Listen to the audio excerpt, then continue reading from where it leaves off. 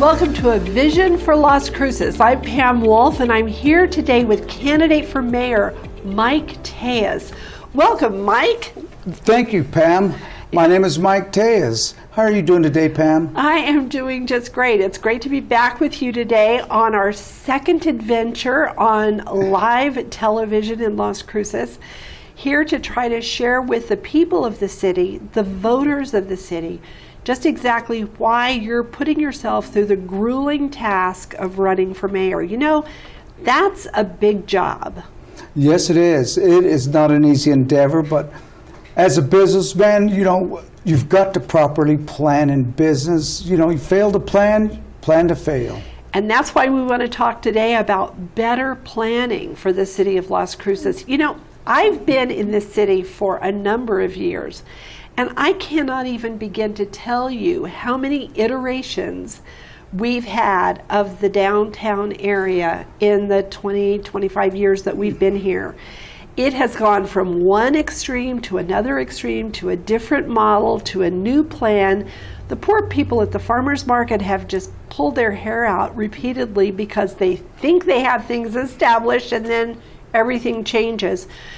Talk to me a little bit about what your ideas are for better planning for the city so that we don't keep repeating the development in the same exact area every 4 or 5 years.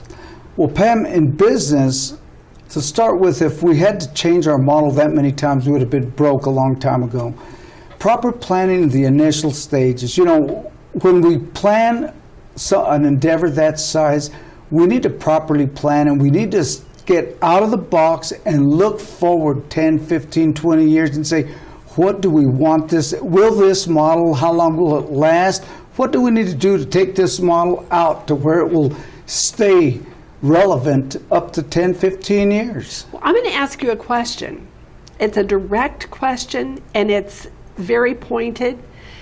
Mike Tellez, are you going to feel compelled to put Mike Tellez's stamp on the downtown area as mayor, or are you going to let us work with the way the situation is now? Well, Pam, downtown is finished. That's it. It's done. It's beautiful. It looks nice. We've changed the furniture around enough times. We've stimulated growth inside of it. We've redone Waters and Church Street enough times to where we could have probably paved most of the city by now with just the amount of times we redid Church and Water Street. It's finished. It's done. I think we need to step away from downtown now and start focusing on the city. One of the things that I hear from people as I go through my travels in Las Cruces is the complaints that they cannot get their own residential streets maintained because all of the commercial streets are continuously being redone and done and redone. What do you think about that position? It's almost shameful that we have streets that have not been paved for 30 or 40 years. I was listening to Bill Matisse say that his street has not been paved in 42 years.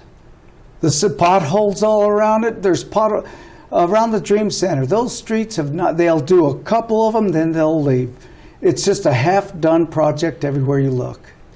So what do you think would be the appropriate way for the city to approach the residential streets that haven't been taken care of? Pam, what I'm going to do on Facebook is I'm going to start a contest. I want to know where the worst street in Las Cruces is. What street should we pave next? We need to put off all other projects that aren't relevant to redoing the residential streets, and let's find out where the worst streets in the city are, and let's put them on the list as from the worst to the best, and let's start doing it like that. You know, that sounds like kind of a fun project. People want to contribute a picture of their own street. We want pictures. Show us what your street looks like. Let's start. And what's the prize? You'll be first on the list. All right. Your Facebook address is Mike Tellez for mayor. Mike Tellez for Las Cruces mayor is your Facebook page. So you're just inviting people to post pictures of their... Send a picture. We want to see your street, and we want to go down there and look at it, and we want to find what street's going to be paved next. And you know, And I don't mean after we redo 3 or 4 streets that have recently been done. I mean next. No asphalt goes down until the worst streets are paved first. Mike, some people would say, that's just a gimmick for a campaign, but you've been saying this for a long time. That has been my belief for a long time. I'm in the, around the Dream Center, that's around the Valley Drive area and 6th Street. Those streets are horrible. I go down those streets and they are terrible. There's, I'd say 30 years, 40 years since I've seen any kind of work on them. I can tell you that I have had cars damaged because of potholes, and there's no way to get that taken care of. Yeah, and we don't want to patch them. We want to pave them. And we don't want to pave them to where the job takes a year to finish. They worked on the streets in that area, and I'm telling you, it took forever to get them done. We need to get over there and put the streets in the order they need to be done. Let's put our best foot forward, get in and get out.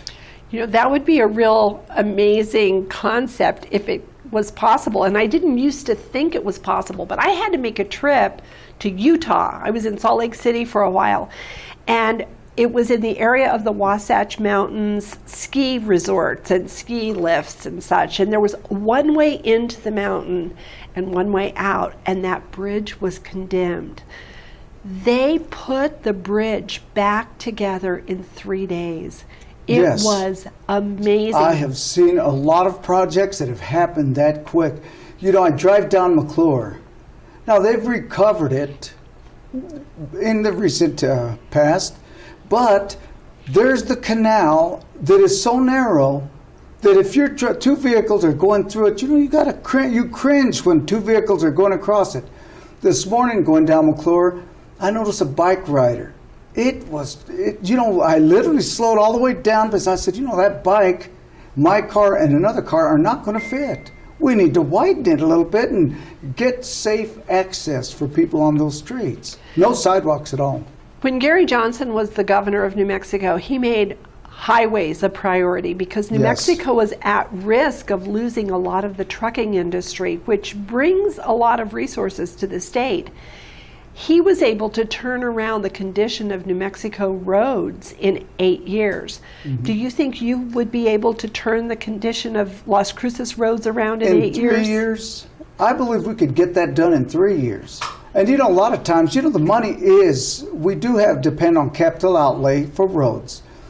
What happens more often than none is that when the money is allotted, it will sit and will wait and wait and wait, and right as that money is getting ready to expire and be returned to the state, then they'll go start doing multiple projects at one time so we don't lose the money. We need to get that money and get busy and get paving those roads as quick as we get that money in.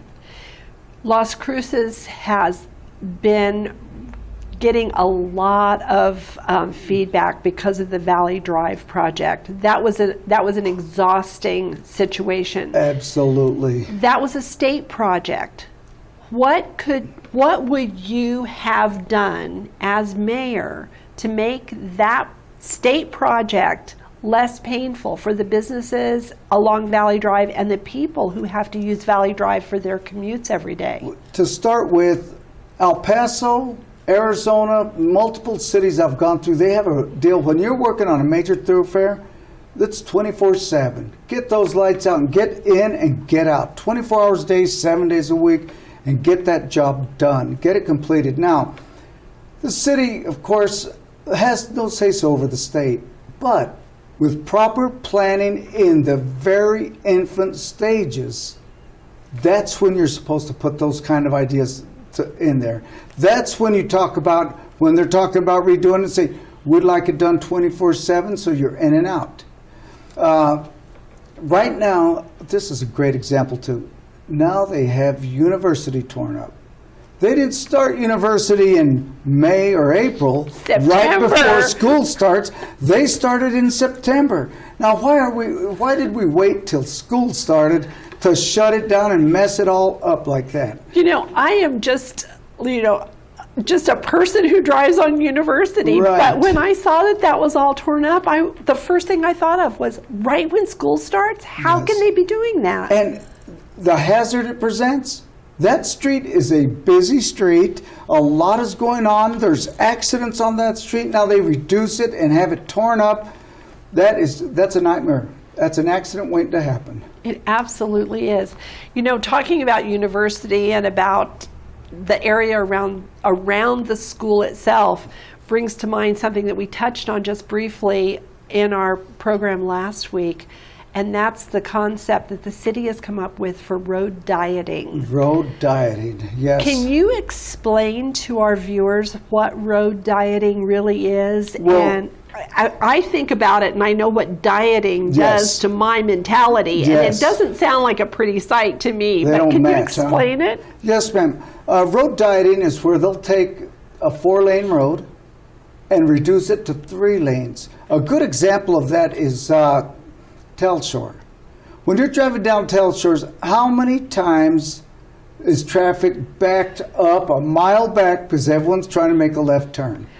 On to Spruce. On to Spruce. Lane in, Yes. merge left. And I then, hate those words. Good luck if you're on a business trying to make a left turn or right turn on that street. You can't. That's right. And what they did was they reduced it to 3 lanes, which the center would be the turning lane, rather than leaving it 4 lanes so that where traffic is continuously flowing. They decided to reduce it. They're getting ready to do that on Main Street from Avenida Mesilla to Bounce. That's what I understand. And it is not cheap.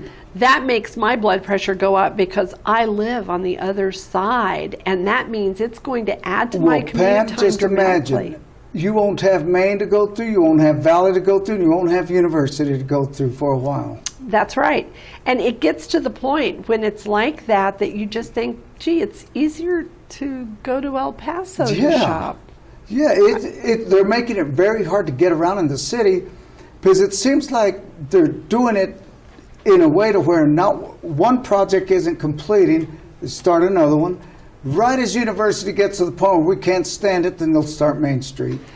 That's right. They don't give you a No. chance to have the alternate. They do not get the Route. other alternate courses finished, then start another one. That's right. And you know, the road dieting, I think that is an issue that needs to be re-looked at.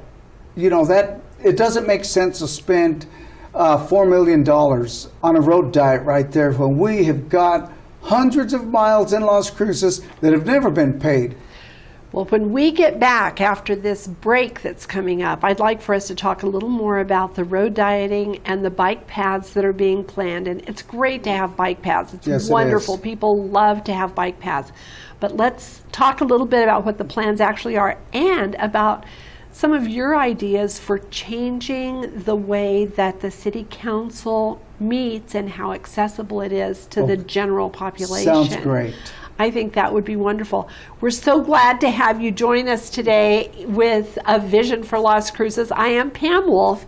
I'm here with candidate Mike Tellez for mayor, and we'll be back right after this short message.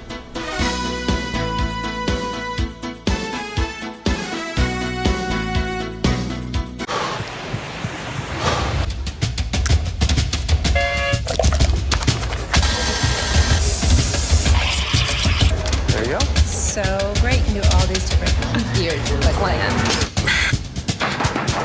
Okay. Nice. Guys, not all.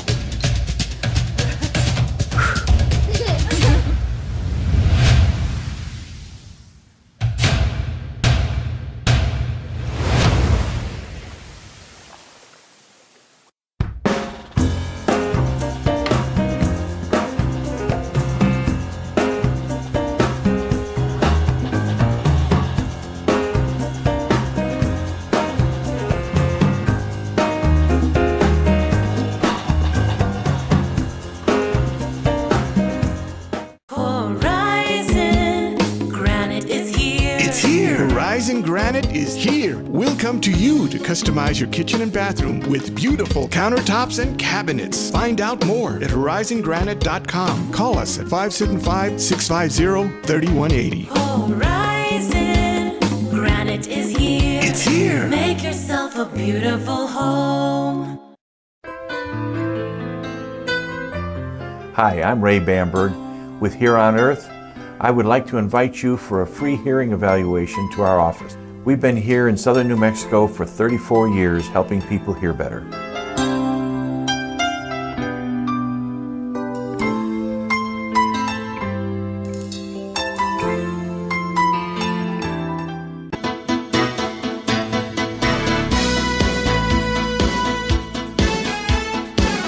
Welcome back to Vision for Las Cruces. I'm Pam Wolf. I'm here with candidate for mayor Mike Tellez and having a spirited conversation about some of the difficult things that Las Cruces residents are having to deal with.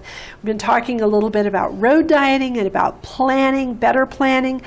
With the road dieting, I understand there's also a decision to add more bike paths. As a matter of fact, what I read, and I'd like to confirm this with you, is that they're talking about adding 98 miles of new bike paths in Las Cruces for multiple $1 million, like $9.5 million, to add 98 miles of bike paths. Can I hear what your reaction is to that plan? Well, Pam, with less than 1% of our population using a bicycle to go to work or to go to school, whatever they're doing, it just doesn't make sense to spend so much money. You know, you would think everything else is perfect and we have nothing else to build.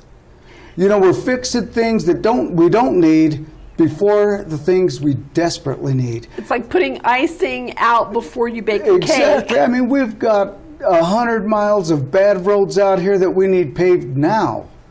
And you know, there's some roads that look like they're just so bad, it looks like they're not even paved. Well, that's really true. And how are you going to do the analysis for, besides your contest, for people sending you pictures? What kind of an analysis, what kind of resources does the city have for taking care of their roads? Well, what we're going to do is, first of all, we're going to do a full analysis on the roads, and it's simple. Which ones have not been paved? And find that list and start costing it out. We're going to go to our representatives, and we're going to try to get capital outlay to do our roads, and start using the capital outlay we get to doing roads. Mike, I understand what capital outlay is, and so do you. Yes. But I'm willing to bet that we have a lot of people who are watching us today who really don't know what capital outlay is. Can you explain Capital that? outlay is money that representatives get in Santa Fe. Each representative will get so much money to allot to their districts. And we're going to ask our representatives to help us get some of our roads paved. And you know, we're going to revisit the road diet and possibly see what the possibility of using some of that money to pave the other roads. Well, sometimes there is quite a lot of money sitting in a fund somewhere Yes, there waiting is. to be used. Yes. We talked last time about the Tellez Fund that has $33+ million sitting there waiting to deal with the health and Health well-being issues, yes. of the people of Las Cruces. And it hasn't been used for that, even though it's been sitting there for a Yes. while. So when we go and ask for capital outlay funds, is there a time limit on how quickly those funds need to be spent? How does that work? Yes, there's a time spent on capital outlay. You've got 3 or 4 years. I don't know the exact number, but you've got about 3 years to use it or lose it. And like I was talking a little earlier, if you do not use that capital outlay money by the end of that time, it will be reversed back to the state. And you know that once you get money reversed one time, it starts getting tougher and tougher to get it again. It's hard for people to keep up with those details. There are so many details of running city government, and they affect our pocketbooks. They affect our ability to raise our children. We've got the courts to run. We've got so many different things. And there are a lot of decisions that are made, and it's not until well after they're made that the people know anything about them. So how would you, I mean, the city council meetings are at 1:30 in the afternoon. How would you address being able to get the information out more effectively to the voting public? Pam, I believe that those meetings need to go to a time where the people of the community can attend. 6:30 in the afternoon after they've gotten home, and give them a chance to get to these meetings. I'd like to see what it would take to take the city council meetings to the gymnasiums in the school districts in every single district in our city, and give the people a chance in their district to come in and talk about their specific district. But one thing, Pam, is this can't be done working part-time. We need a mayor and a council that's going to get in there and put the hours necessary to work. I mean, I would even be up for getting a council meeting every week, going to every district until we have gone through every district and assessed all the needs of the communities. One of the things that I love when I talk to you about being the mayor of Las Cruces is that you talk more about listening to the people of Las Cruces than anything else. You frequently make it a point of saying, I want to know what the people say. I want to know what the people need. I want to know what will make this a better place for the people. I think that's a really, really important factor. And so my next question is, the city council meetings today are not always, I'm going to use the term safe space for someone to come in and say something to the council that is perhaps not in the same perspective that the council has. Will your city council meetings be really open to hear the needs and the desires of the citizens that are paying the salaries of the mayor and the council? Will you really be wanting to hear what they say, or just tell them what you want them to hear? I believe that I'm a servant leader. And as a servant leader, I'm not in charge of anyone. The city, the people of this community are in charge of us. We work for the people. We need to treat the people like they are truly the customer. We cannot be sitting in a high perch. We go into those gyms, we're going to be at the same level as the people. We're not going to be up in a higher position. No, we are less than the community we serve. And we need to act like that and treat our community like that and the workers of the city. I had a high school teacher that one time said, the people who are in government are just like people in business. The CEO needs to know what his workers do and what his or her workers do, what his or her products are supposed to do. I think it's exciting to see the way that you work to understand and know what's happening. We've got a lot more to talk about, including ranked choice voting. Yes. We're going to develop an entire program about ranked choice voting to explain to the people that this year, when they vote for mayor, they are not going to vote for one person for mayor. They are going to vote for 10 people for mayor. Confusing. And they are going to vote for their first choice as number one, their second choice as number two, on down the line. What would you like to say to our viewers today about ranked choice voting? Well, ranked choice voting, we're going to make an attempt to explain how it works because it is way different.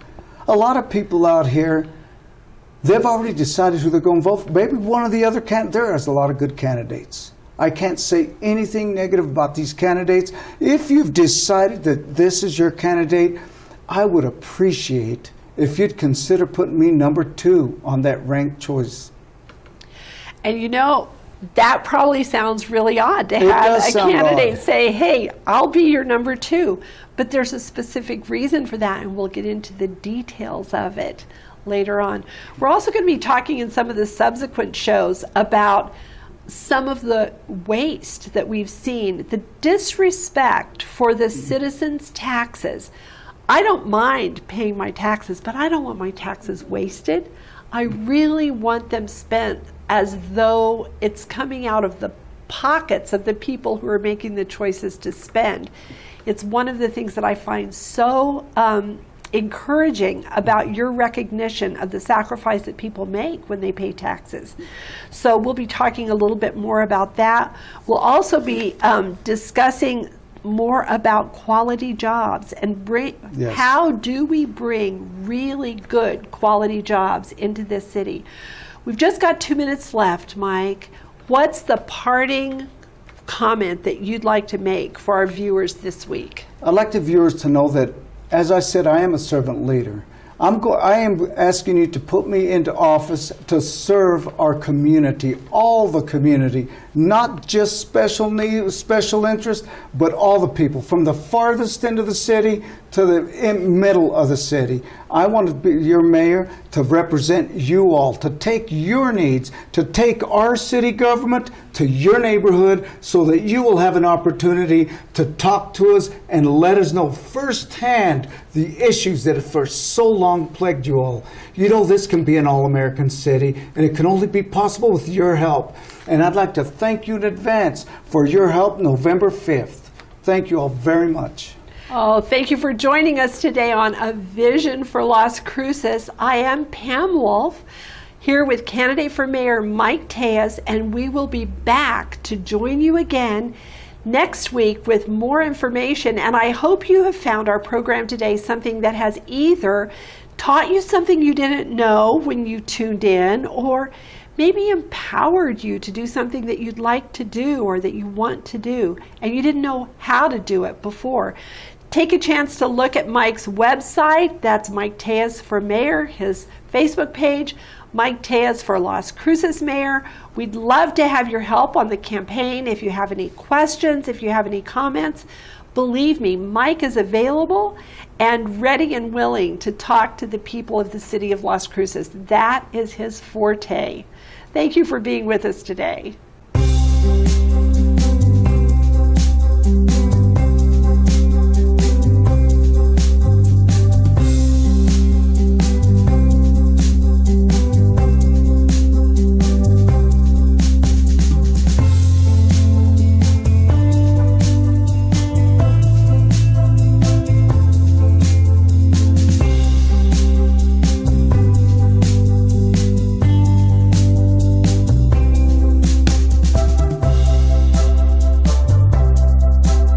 I'm Mike Tellez, and I approve this message. Lisa Parrott, Treasurer.